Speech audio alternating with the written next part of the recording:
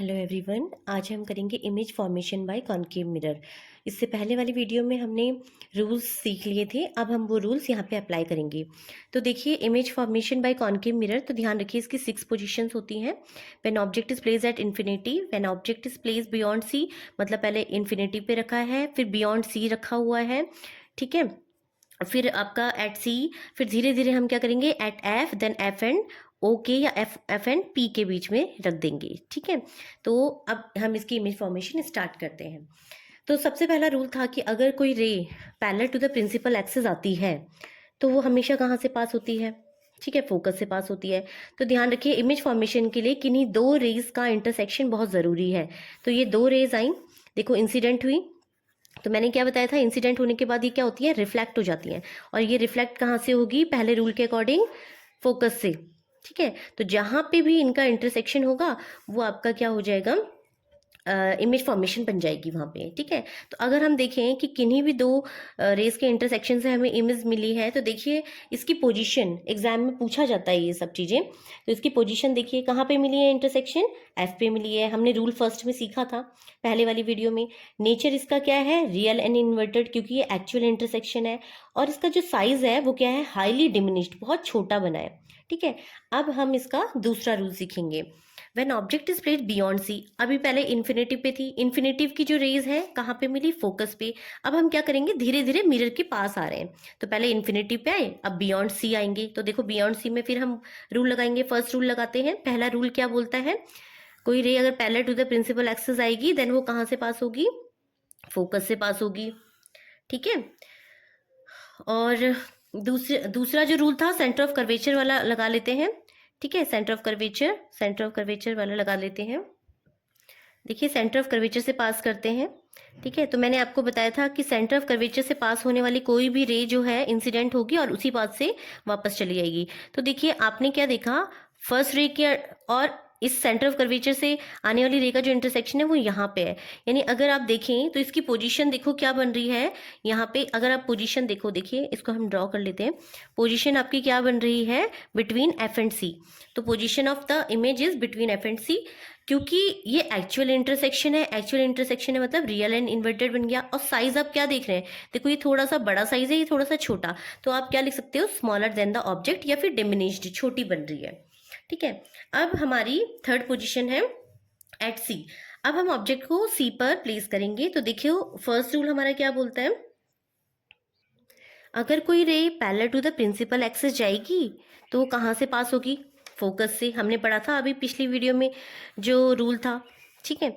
और दूसरा क्या बोलता है, अगर कोई रे फोकस से पास होगी, अगर कोई रे फोकस से पास होगी तो वो after reflection parallel to the principal axis हो जाएगी। तो देखिए ये इंसिडेंट हुई और आफ्टर रिफ्लेक्शन ये पैरेलल टू द प्रिंसिपल। तो आप क्या देख रहे हैं, जब आपका ऑब्जेक्ट सी पर प्लेस है तो देखो सेम साइज का बन रहा है, ठीक है। तो अब देखो पोजीशन ऑफ द इमेज कहाँ मिली है, देखो सी पे ही मिली है। नेचर, क्योंकि इस रे का और इस रे का इंटरसेक्शन पॉइंट मिला है तो नेचर इसका रियल एंड इन्वर्टेड हो गया। साइज देखिए, साइज जो साइज इसका है वो ही साइज इमेज का भी है। तो ये वाली पोजीशन भी आई होप आपको समझ में आ गई होगी। अब देखिए हम थर्ड पोजीशन क्या लेंगे, एफ एंड सी के बीच में। आप क्या देख रहे हैं कि इन्फिनिटी से हम धीरे धीरे मिरर के पास आते जा रहे हैं। तो इससे पहले वाली में सी पे हमने ऑब्जेक्ट रखा, अब हम ऑब्जेक्ट रखेंगे सी और एफ के बीच में। तो फिर हम क्या करेंगे, पहला रूल लगाइए। पहला रूल बोलता है कि parallel to the principal axis pass होगी इंसिडेंट लाइट, और देन वो कहाँ पे चली जाएगी, फोकस से पास होगी, ठीक है। देखो हम सारे रूल्स के अकॉर्डिंग कर रहे हैं, मैं अपनी साइड से कुछ नहीं कर रही हूँ, जो रूल्स बोलते हैं वो हम फॉलो कर रहे हैं। और दूसरा रूल क्या बोलता है कि अगर कोई रे फोकस से पास होगी, अगर कोई रे फोकस से पास होगी, तो देखिए फोकस से पास होने पर क्या बोलता था रूल, कि वो parallel to the principal axis हो जाता है। देखो फोकस से पास हुई और देन आपका देखो parallel to the principal axis हो गया। तो अब आपने क्या देखा, जो इमेज बनी है, इससे पहले वाली में इमेज सी पे बनी थी, लेकिन अब क्या है, बियॉन्ड सी बन रही है। यानी आप क्या दिख रहे हैं, जैसे जैसे आप मिरर के पास आ रहे हैं ना, इमेज दूर बनती जा रही है। तो देखो अब इसका पोजीशन देखते हैं, तो पोजीशन क्या बनी है, बियॉन्ड सी के बियॉन्ड बनी है। साइज देखो, इसका साइज इतना है, इसका साइज इतना है, कौन सा है, बिगर साइज हो गया। नेचर, क्योंकि ये एक्चुअल इंटरसेक्शन है तो नेचर इसका रियल एंड इन्वर्टेड होगा। आई होप आपको ये पोजीशन भी समझ में आ गई होगी। अब हम करते हैं when object is placed at F. ध्यान रखिए, फिर हम वही रूल लगाएंगे कि parallel to the principal axis जा रही है और फिर कहाँ से पास हो रही है। फर्स्ट रूल हमने पढ़ा था फोकस से ही पास हो रही है, तो ध्यान रखिए फोकस से पास हो रही है। अब क्योंकि इमेज फॉर्मेशन के लिए हमारे पास 2 रेज का होना जरूरी है, अब हम क्या करेंगे, हमने 4th रूल पढ़ा था पोल से जाने वाला। तो देखिए पोल वाला जो है angle of i is equal to angle of r से ही रिफ्लेक्ट होता है। तो ध्यान रखिए ये जो रेज जा रही है ना, ये पैरेलल जा रही है, यानी कि आप क्या बोल सकते हैं कि इमेज फॉर्म्ड नहीं होगी। पोजीशन आप मान के चलोगे एट इन्फिनिटी, साइज इसका image would not be formed. Nature तो आप कुछ बोल ही नहीं सकते इसको, ठीक है। नेचर इसका जो है रियल एंड इन्वर्टेड बोल सकते हैं ऐसे, ठीक है। अब लास्ट पोजीशन है जो कि वेरी इंपॉर्टेंट है, इस पे बेस्ड न्यूमेरिकल भी आता है। इसमें हमने ऑब्जेक्ट को प्लेस किया है एफ एंड ओ के बीच में। ऑब्जेक्ट को कहाँ प्लेस किया है, एफ एंड ओ के बीच में। तो अगेन हम वही रूल लगाएंगे। फर्स्ट रूल क्या बोलता है, किसी रेज को parallel to the principal axis करो, देन कहाँ से पास करो, फोकस से पास करो, ठीक है। और दूसरा रूल क्या बोलता है, आई मीन 4th रूल आपका बोलता है अगर पोल से पास होगा तो क्या हो जाएगा, ये सेम एंगल से same i is equal to r से रिफ्लेक्ट हो जाएगा।